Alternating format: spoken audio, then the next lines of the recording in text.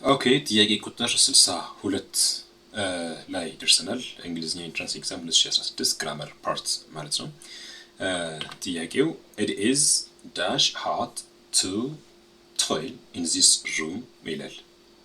ኦኬ just we do have four options: A very, B quite, C too, D pretty ይላል።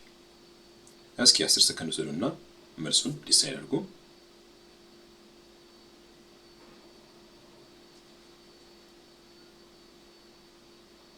ኤክሰለንት።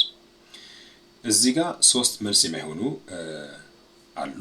ቬሪ፣ ኳይት እና ፕሬቲ ከዚህ አረፍተ ነገር ግራማቲካል ስትራክቸር ጋር ሊሄዱ አይችሉም።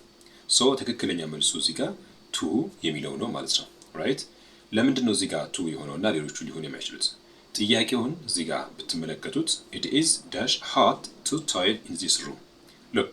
አሁን እነዚህ ኢንተንሲፋየሮች ናቸው። ኢንተንሲፋየሮች ደግሞ በአረፍተ ነገር ውስጥ የምንጠቀምበት የራሱ የሆነ ህግ አለው።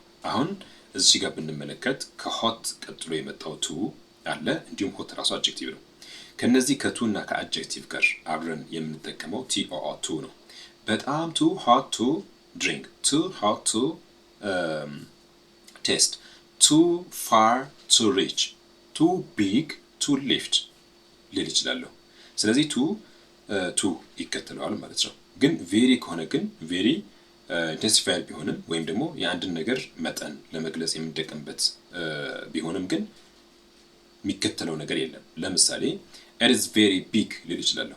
ከዛ በኋላ የሚመጣ ነገር የለም። ከአድጀክቲቭ ቢግ በኋላ የሚከተለው ነገር የለም ማለት ነው። ራይት። ኳይትም እንደዛው ምሳሌ I am quite sure ልል ይችላለሁ። ከዛ በኋላ የሚያስከትሉት ነገር የላቸውም።